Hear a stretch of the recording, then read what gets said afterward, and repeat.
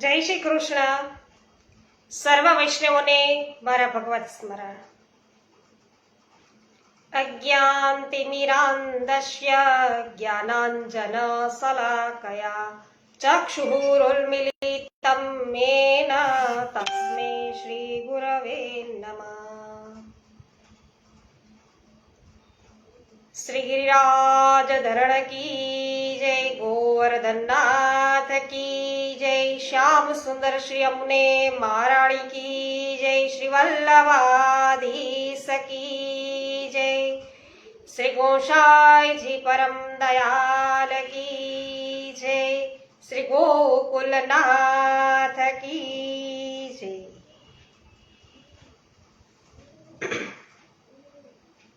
વિનોદભાઈ ગજ્જર, જય શ્રી કૃષ્ણ, સ્વાગત છે તમારો. ખૂબ ખૂબ આભાર વિનોદભાઈ. કાલે ખૂબ જ સુંદર છે ઝાંખી તમે કરાવી અને સર્વ વૈષ્ણવજનોને પણ લાભ પ્રાપ્ત થયો. જયસુખભાઈ સચદેવ, જય શ્રી કૃષ્ણ, સ્વાગત છે. મિતાબેન સચદેવ, જય શ્રી કૃષ્ણ, સ્વાગત છે. શીતલબેન કાલાવાડિયા, જય શ્રી કૃષ્ણ, સ્વાગત છે. અરવિંદભાઈ ભંડેરી, જય શ્રી કૃષ્ણ, સ્વાગત છે આપનું પણ આનંદના આવિષ્કારમાં. કાંતાબેન કોઠડિયા, જય શ્રી કૃષ્ણ, સ્વાગત છે.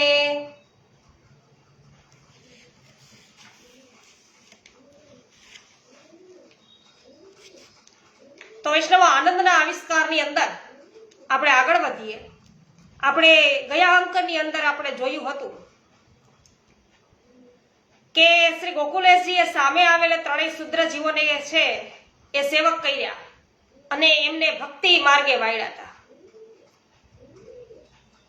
અને શ્રી ગોકુલેશજી છે એ રાજનગર બિરાજતા હતા ત્યારે શંકરપુરથી વિઠ્ઠલદાસ નામના એક સેવક છે એની વિનંતી આવતા ભાયલા કોઠારીની સંમતિ લઈ તેઓ વિઠ્ઠલદાસને ઘેર પધાર્યા અને વિઠ્ઠલદાસ અને તેમના પરિવારે ખૂબ જ ઉત્સાહથી શ્રી ગોકુલેશજીનું સ્વાગત કર્યું. હિંડોળાના દિવસો હોવાથી સુંદર હિંડોળા છે સિદ્ધ થયા હતા. શ્રી ગોકુલેશજીએ તેમાં પ્રભુને પધરાવીને ઝુલાવ્યા. જન્માષ્ટમીનો ઉત્સવ પણ ત્યાં જ કર્યો અને ત્યાંથી આપે દ્વારકા પધારવાની તૈયારી કરી. તો અત્યારે ગોકુલનાથજી છે, ગોકુલેશજી છે એ ગુજરાત યાત્રાએ છે.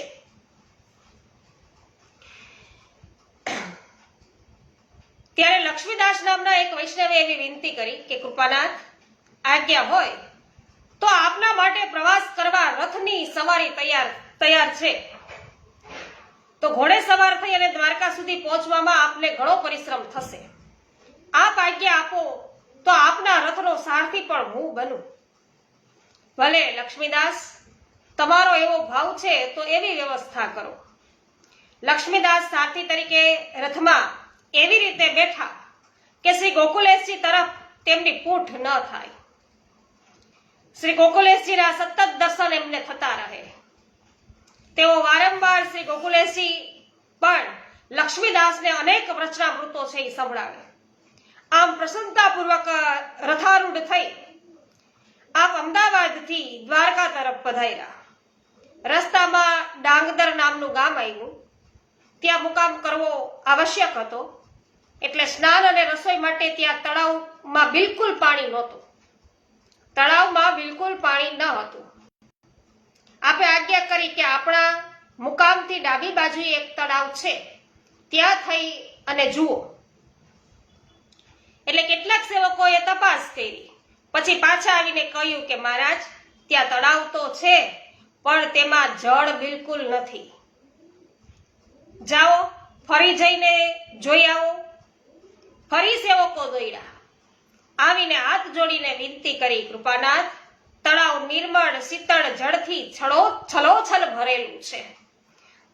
તો વૈષ્ણવ આ વાત છે એ આપને શ્રી ગોકુલેશજીના પ્રતાપ કેવો છે એનાથી માહિતગાર કરી રહ્યા છે. જય હો શ્રી ગોકુલનાથજીની જય હો.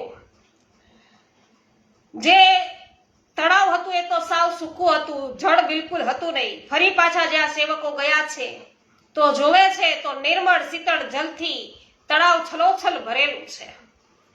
ભલે તે જળનો સ્નાન રસોઈ આદિમાં ઉપયોગ કરો. ગામના મનુષ્યોએ શ્રી ગોકુલેશજીનો આ પ્રકટ પ્રતાપ છે નજરો નજર જોયો. એટલે સૌ આશ્ચર્યચકિત થયા અને આખું ગામ તેમના દર્શને આવ્યું કે તળાવ સુકેલું હતું અને આપની કૃપાથી છે જલથી છલોછલ થઈ ગયું છે તળાવ. સૌ તેમના સેવક બન્યા અને ત્યાંથી શ્રી ગોકુલેશજી હાલાર જિલ્લામાં આવેલ પંચાસર ગામે પધાર્યા. ત્યાં કુકાજી નામના રજપૂત સેવકે સામે આવી શ્રી ગોકુલેશજીને તેમના ગામમાં પધરાવ્યા. ત્યાંથી ભાદરવા વદ 13ના રોજ આપ દ્વારકા પધાર્યા. ત્યાંના તીર્થ પુરોહિતને શ્રી ગોકુલેશજીના આગમનના સમાચાર મળતા સૌ સ્વાગત કરવા સામે આવ્યા. વેદ મંત્રોચ્ચારથી સૌએ આપનું સ્વાગત કર્યું. આપે તીર્થયાત્રાને જરૂરી વેદ વિહિત કર્મકાંડ કરી અને મહારાજ આપના દાદાજી અને પિતાજી અત્રે પધાર્યા હતા. તેમની આજ્ઞા છે એ પ્રમાણે જ સેવાનો સર્વ પ્રકાર ચાલે છે, પણ તેમાં થોડી થોડી શિથિલતા આવી છે. અમારામાં અંદરો અંદર પણ થોડા મતભેદો વધતા જાય છે. શ્રી દ્વારકાધીશ પ્રભુએ તેથી જ આપને અત્રે પધરાવ્યા છે. તો આપ મહાન વૈષ્ણવાચાર્ય છો. આપની કીર્તિ અમે ઘણી સાંભળી છે. આપ સેવાનો શિથિલ થયેલ ક્રમ છે ફરી સુદૃઢ બનાવો અને અમારા ઉભા થયેલા મતભેદનું પણ નિવારણ કરો. હા, વૈષ્ણવોનો આનંદ જ છે એ જ મારા માટે પરમાનંદ છે, વિનોદભાઈ કે. પણ ઘણા બધા વૈષ્ણવોએ આનંદ લીધો. દર્શનની ઝાંખી બધા જ વૈષ્ણવોએ કરી. કારણ કે આપણે દરેક ગ્રુપની અંદર તમે અલગથી વિડીયો બનાવીને મને મોકલો, જે મારા જ પેજ ઉપર હોય, તમે શેર ન કરી શકો, તો આટલો બધો શ્રમ તમે મારા માટે લીધો. અને વૈષ્ણવોએ પણ આટલા બધા વૈષ્ણવોએ છે ઝાંખી કરી. દરેક ગ્રુપ વૈષ્ણવ ગ્રુપો છે એની અંદર શેર કર્યા. તો દરેકને કાલના લાઈવ દર્શન થયા અને બધાએ છે દંડવત કર્યા મહાપ્રભુજીને. તો ખૂબ ખૂબ આભાર. હેમાબેન ગુજરાતી, સ્વાગત છે આપનું પણ.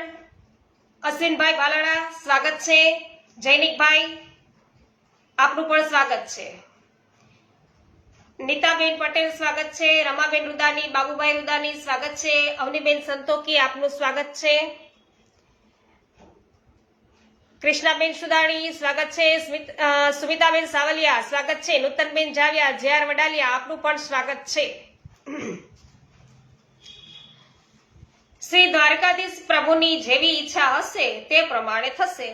આપ 11 દિવસ દ્વારિકામાં બિરાજ્યા અને શ્રી પ્રભુની સેવાની જે પ્રણાલિકા, નેગ, ભોગ વગેરેમાં આવેલી શિથિલતાઓ છે દૂર કરી, સુદૃઢ વ્યવસ્થા કરી, સૌના મનનું સમાધાન કર્યું અને પછી દ્વારિકાધીશ પ્રભુને દંડવત પ્રણામ કરી આજ્ઞા લઈ અને આપ પધાર્યા. ત્યાંથી આગળ વધતા આપ શ્રમિત થઈ અને રથમાં પોઢ્યા હતા. શ્રી લક્ષ્મીદાસ રથ હાંકતા હતા.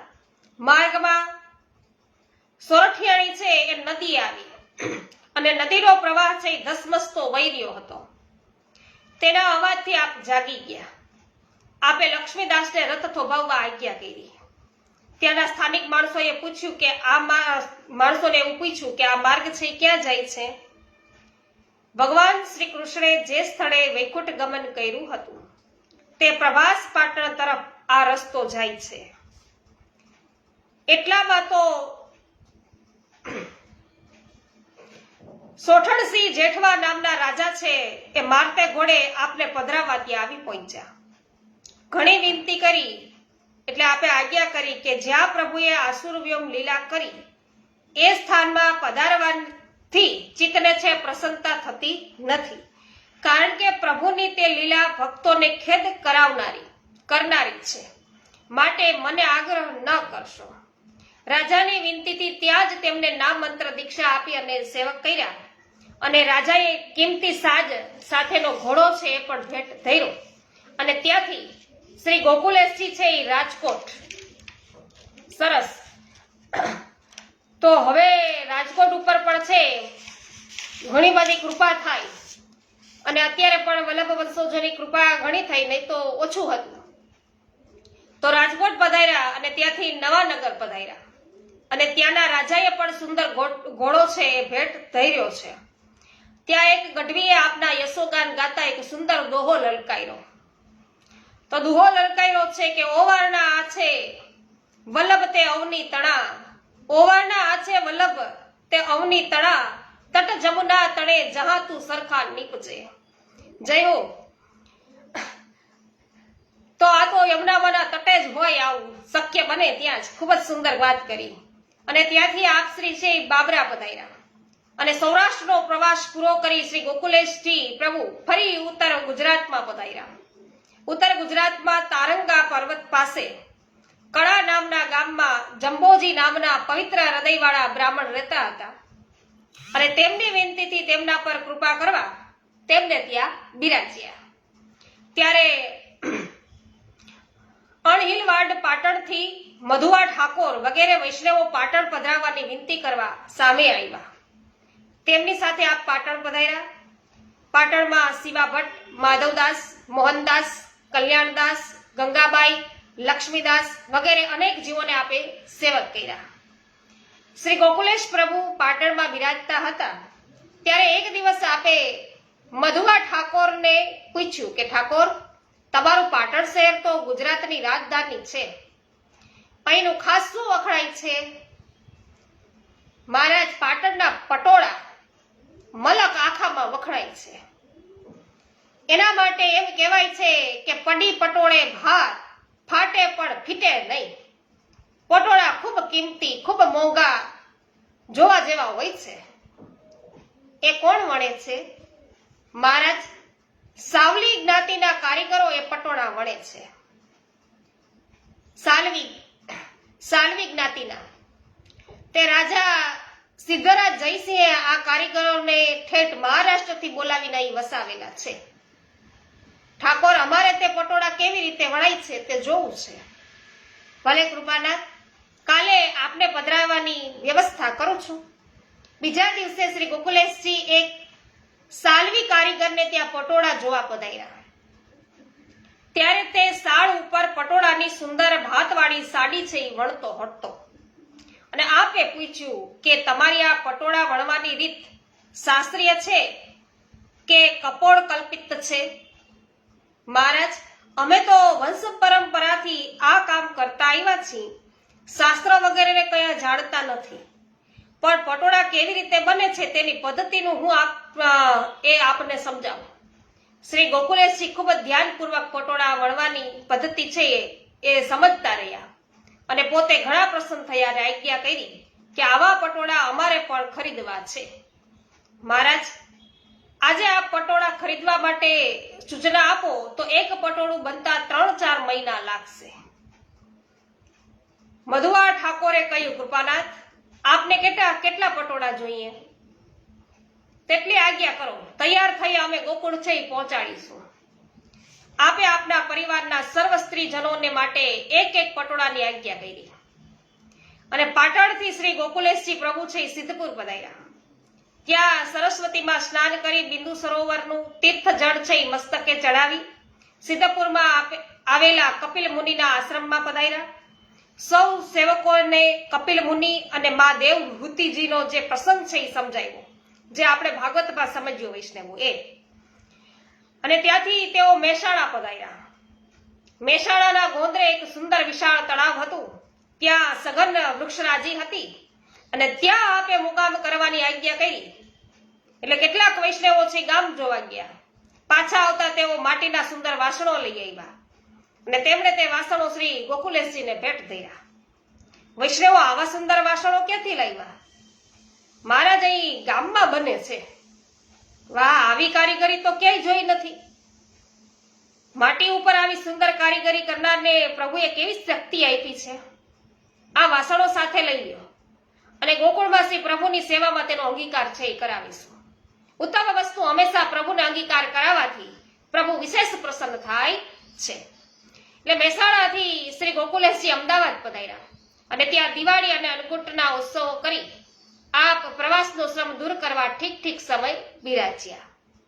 એક દિવસ બાલભટ્ટ નામે એક બ્રાહ્મણ શ્રી ગોકુલેશજી પાસે આવ્યા અને તેમણે પોતાની પંડિતાઈ બતાવવા માંડી. તેમણે કહ્યું કે હું સર્વ શાસ્ત્રોનો અભ્યાસ કરી ચૂક્યો છું. આજ સુધીના સર્વ મતો શાસ્ત્ર સંમત નથી કે માટે તેમનું ખંડન કરું છું અને મારો સ્વતંત્ર મત છે સ્થાપિત કરું છું. એટલે મારે ઈ કે આપની સાથે પણ શાસ્ત્રાર્થ કરવો છે એમ આપશ્રીને કીધું. એટલે બાલભટ્ટની વાત છે એ શ્રી ગોકુલેશજી પ્રારંભમાં જ શાંતિથી સાંભળતા રહ્યા. પછી શાસ્ત્રોના પ્રમાણો આપી અને તેના એક એક પ્રશ્નોનો એવો સચોટ જવાબ આપ્યો કે બાલભટ્ટ છે શરમાઈને ત્યાંથી ચાલ્યા ગયા. ત્યાંથી ઉવારસદ તો ઉવારસદ થઈ અને શ્રી ગોકુલેશજી છે કપડવંશ પધાર્યા અને અહીં કૃષ્ણ વંદન, કૃષ્ણ શામળ, પ્રેમજી પટેલ, બાબૈવા, જીવણ પારેખ વગેરે સેવકો છે એ બધા થયા, ત્યાં સેવકો કર્યા બધાને. અને ત્યાંથી વીરપુર પધાર્યા. વીરપુરના વૈષ્ણવોની સેવા અંગીકાર કરી લીંબડી થઈ આંબલિયારા પધાર્યા અને અહીંનું જળ એટલું મધુર હતું કે શ્રી ગોકુલેશજીએ કહ્યું કે આ તો સાકર છે. તેણે આંબલિયારા ગામ છે એનું નામ છે સાકરિયું ગામ પાડ્યું અને ત્યાંથી ગોધરા થઈ અને વડોદરા પધાર્યા અને ત્યાંથી મહુદા થઈ અને નડિયાદ થઈ અને પછી સોજિત્રા પધાર્યા. સોજિત્રામાં રામજી પટેલના નવા બનેલા ઘરમાં તેમણે મુકામ કર્યો. રામજી પટેલે એવી વિનંતી કરી કે મહારાજ, આ નવા ઘરમાં આપ સૌ પ્રથમ બિરાજ્યા છો, તેથી આ ઘર હું આપને સમર્પણ કરું છું. જય હો, જય હો, આવા વૈષ્ણવોની જય હો. તો રામજી, આવું કરવાની કોઈ જરૂર નથી કે, કારણ કે તમે બ્રહ્મ સંબંધ લીધું ત્યારે તમારું સર્વસ્વ શ્રી ઠાકોરજીને સમર્પિત કરી જ દીધું છે.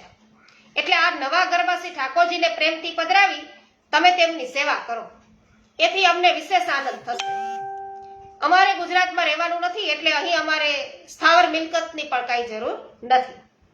એટલે સોજિત્રાથી આપ શ્રી ખંભાત પધાર્યા અને ત્યાં શ્રી ગુસાઈજીના કૃપાપાત્ર સેવક માધવદાસ દલાલ, જીવા પારેખ, સહજપાલ દોશી વગેરે ખૂબ ધામધૂમથી શ્રી ગોકુલેશજીને પધરાવ્યા અને ગોકુલેશજીનો જન્મદિવસ છે ખંભાતના વૈષ્ણવોએ ઘણી ધામધૂમથી બનાવ્યો.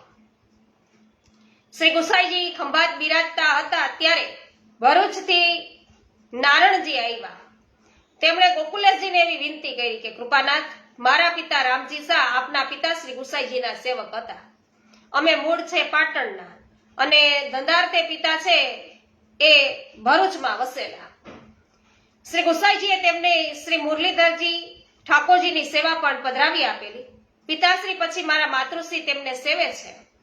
પિતાશ્રી મારા માતૃશ્રીને કહી ગયેલા કે મારી હયાતી ન હોય તો આપણા નારણને શ્રી ગુસાઈજીના ચતુર્થ કુમાર શ્રી ગોકુલજી છે એમનો સેવક કરાવજો. તો તેમને એવું સ્વપ્ન આવ્યું હતું એમ અમારા માતૃશ્રી કહેતા હતા. માટે ભરૂચથી હું આપની પાસે આવ્યો છું. માતૃશ્રીએ આપને દંડવત પ્રણામ પાઠવ્યા છે અને તેમની તબિયત ઘણી નરમ હોવાથી તેઓ આવી શક્યા નથી. આપે પ્રસન્નતાથી આજ્ઞા કરી નારણદાસ, મને બહુ આનંદ થયો. હું તમારી જ રાહ જોતો હતો. આપે સૌને ખંડની બહાર મોકલ્યા અને નારણદાસને સેવક કર્યા. ખંડમાંથી નારણદાસ બહાર આવ્યા ત્યારે ચાચા હરિવંશજી એમને સામા મળ્યા. પૂછ્યું, સમર્પણ થઈ ગયું? મને તો આપ શ્રી અષ્ટાક્ષર મંત્ર કાનમાં આપ્યો અને આ કંઠી આપી છે, તો જાઓ ફરીથી જઈ અને બ્રહ્મ સંબંધ માટે વિનંતી કરો. કૃપાનાથ, બહાર હરિવંશજીએ મને બ્રહ્મ સંબંધ લેવું જોઈએ એમ કહી અને ફરીથી મોકલ્યો છે. અરે નારણદાસ, તમારું સમર્પણ તો થઈ ચૂક્યું છે. તમે નિશ્ચિત બની ભરૂચ જઈ અને પ્રભુની સેવામાં લાગો. શ્રી ગોકુલેશજી 21 દિવસ છે ખંભાતમાં બિરાજ્યા અને ત્યાંથી પાછા વડોદરા પધાર્યા અને ત્યાંથી ભરૂચ થઈ સુરત પધારતા માર્ગમાં અંકલેશ્વર પર મુકામ કર્યો. સુરતથી શ્રી ગોકુલેશજી વ્યારા પધાર્યા અને ત્યાં આપના કૃપાનાથ સેવક ગોપાળદાસભાઈ છે એને ત્યાં બગીચામાં મુકામ કર્યો અને શ્રી ગોપાળદાસભાઈ પર આપે બહુ જ કૃપા વરસાવી અને ઘણા દિવસ ત્યાં બિરાજી અને વચનામૃતોની ભરપૂર એવી વૃષ્ટિ કરી. તો વ્યારામાં શ્રી ગોકુલેશજી બિરાજતા હતા ત્યારે વડગામથી સંતદાસ નામના વૈષ્ણવ શ્રી ગોકુલેશજીને પધરાવવા માટે આવ્યા અને આપે આજ્ઞા કરી કે અરે સંતદાસ, તમે સેવા છોડીને આવ્યા? હું તમારે ત્યાં આવવાનો જ હતો. કૃપાનાથ, આપ ઘરે તો ભાવનાથી આરોગો જ છો. જય હો. પણ પ્રગટ પધાર્યા છો ત્યારે વિરહતા પ્રબળ છે એ થતા રહી ન શકાયું, એટલે દોડીને આવ્યો છું. સંતદાસજીની સાથે શ્રી ગોકુલેશજી વડગામ પધાર્યા અને ત્યાં 35 દિવસ બિરાજ્યા. દોલોત્સવ પછી ઉજ્જૈનથી કલ્યાણ ભટ્ટ અને ન્યાલચંદભાઈ છે શ્રી ગોકુલેશજીને પધરાવવા આવ્યા અને આપ તેમની વિનંતીથી ઉજ્જૈન તરફ પધારતા હતા ત્યારે રસ્તામાં જંગલમાં ભીલ લોકો છે લૂંટવા માટે સામે આવ્યા. શ્રી ગોકુલેશજીના દર્શન કરતા જ સૌને એવો ભય લાગ્યો કે સૌ નાસભાગ કરવા લાગ્યા. તો કોઈના કપડા પડી ગયા, તો કોઈના હથિયાર પડી ગયા, તે લેવા પણ કોઈ પાછું ન આવ્યું. આથી ગોપીનાથ નામના વૈષ્ણવે શ્રી ગોકુલેશજીને વિનંતી કરી કે મહારાજ, આ જંગલના માર્ગમાં લૂંટારાઓનો ભય વધારે છે, આપ પણ અમારી સાથે હથિયાર બાંધો. ગોપીનાથ બ્રાહ્મણનું કામ છે ને એ હથિયાર વાપરવાનું નથી. આમ કહી આપ વાડાસીનોર થઈ અને જંગલમાંથી રસ્તો કરતા કરતા ઉજ્જૈનમાં પધાર્યા અને કલ્યાણ ભટ્ટને ત્યાં આપે મુકામ કર્યો. ત્યાંથી આપ ગોકુળ તરફ પધારી રહ્યા હતા ત્યારે માર્ગમાં એક તળાવના કિનારે એક વૈષ્ણવને રસોઈ કરતો જોયો અને તેમણે વૈષ્ણવને પાસે જઈને પૂછ્યું કે ભૈયા, ક્યાંથી આવો છો? ગોકુળથી. ગોકુળના શા સમાચાર છે? શ્રી ગિરધરજી મહારાજ જગદીશ યાત્રાએ પધાર્યા છે અને શ્રી ગોકુલનાથજી મહારાજ ગુજરાતમાં દ્વારકાની યાત્રાએ પધાર્યા છે. શ્રી ગોકુલનાથજીએ વિચાર કર્યો કે આ ભોળો વૈષ્ણવ મને જાણતો નથી, તેથી આમ કહે છે. તે દિવસે એકાદશી હતી છતાં તે રસોઈ કરતો હતો, તો આચાર વિચારની પણ એને સમજ ઓછી હતી. તેથી શ્રી ગોકુલેશજીએ પૂછ્યું કે ભાઈ, આજે તો એકાદશી છે છતાં તમે રસોઈ કેમ બનાવો છો? પ્રવાસમાં તિથિ વગેરેનો મને ખ્યાલ ન રહેવાથી રસોઈ બનાવું છું. અમે તો સામાન્ય વણિક છીએ, બાપ દાદાના વખતથી જેમ ચાલ્યું આવે છે તેમ કરીએ છીએ. અમારા શ્રી ગુસાઈજી મહારાજે અમને એટલું સમજાવ્યું છે કે તમારું એટલું ઠાકોરજીને ધરશો નહીં અને ઠાકોરજીને ભોગ ધર્યા વિના લેશો નહીં. બસ એટલું અમે સાચવીએ છીએ, બાકી આચાર વિચાર તો બ્રાહ્મણને આવડે. એટલે એનો નિખાલસ આવો ભોળો ભાવ જોયો છે, સ્વભાવ જોઈ અને શ્રી ગોકુલનાથજી તો છે બહુ જ પ્રસન્ન થયા અને પૂછ્યું કે ભાઈ, તું મને જાણે છે? તો કે ના, પણ લાગે છે કે તમે અમારા જેવા સામાન્ય નથી. ત્યાં તો બીજા વૈષ્ણવો પણ આવી ગયા. તેમણે કહ્યું, વૈષ્ણવ, તમે જેમના સેવક છો એ શ્રી ગુસાઈજીના ચતુર્થ કુમાર શ્રી ગોકુલનાથજી છે. ને આટલું સાંભળતા તે વૈષ્ણવ તેમના ચરણોમાં સાષ્ટાંગ દંડવત પ્રણામ કરતા કહેવા લાગ્યા, મહારાજ, હું તો આવો અબૂધ છું કે મેં આપને ના ઓળખા, મને ક્ષમા કરજો. વૈષ્ણવ, હું તમારા ઉપર ખૂબ પ્રસન્ન છું, તમે જરાય ચિંતા કરશો નહીં. અને પછી આપ ગોકુળ તરફ આગળ વધી ગયા.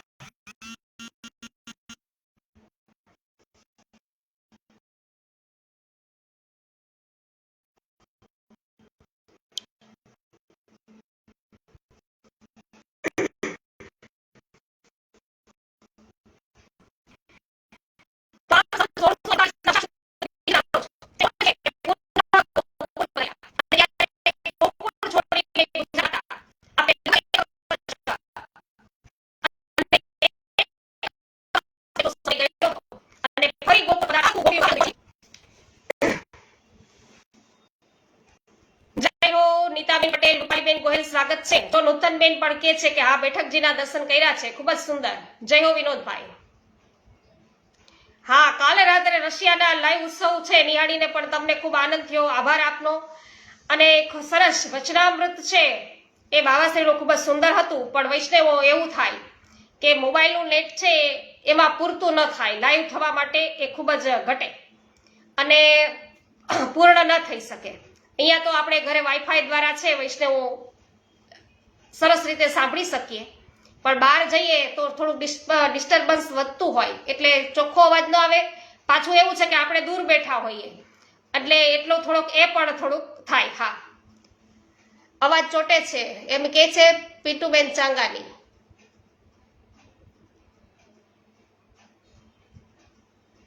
હા, મનીષાબેન અઘેરા સ્વાગત છે. નૂતનબેન જાવિયા, બિપિનભાઈ ડોબરિયા, ચંદ્રિકાબેન કાનપુરિયા સ્વાગત છે. અને વિનોદભાઈ, ચેનલનો આપણે આભાર માનવાનો જરૂરિયાત નથી, કારણ કે આપણે શું કરવાનું છે, કે બને એટલો છે આ પ્રકારે ક્યાંય ગયા હોઈએ અને જો વિડીયો લઈએ છીએ તો એના દર્શન એની ઝાંખી આપણે વૈષ્ણવને કરાવીએ તો એ વૈષ્ણવો માટે સેવા જ ગણાશે. અને કાલે વચનામૃતની અંદર મેં સાંભળ્યું ને તો મને ઘણો બધો હાશકારો થયો કે ના, આપણે કંઈક છે એ આપણા માર્ગ અર્થે કંઈક કરી રહ્યા છીએ. તો મને ઘણું બધું એવું થયું વચનામૃત સાંભળીને વૈષ્ણવો. ઉષાબેન મોદી, નીતાબેન પટેલ, હેમાબેન ગુજરાતી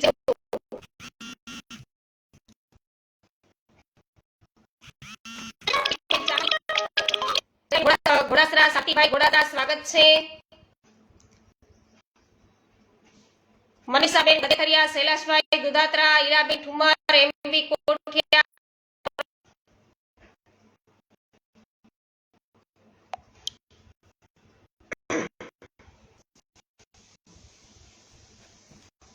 ગોવર્ધનનાથ કી જય. હોલી કે રસિયા કી જય. શ્યામ સુંદર શ્રી અમને મહારાણી કી જય. શ્રી વલ્લભાધીશ કી જય. શ્રી ગોસાઈજી પરમ દયાલ કી જય. શ્રી ગોકુલનાથ કી જય. સર્વ વૈષ્ણવોને મારા જય શ્રી કૃષ્ણ.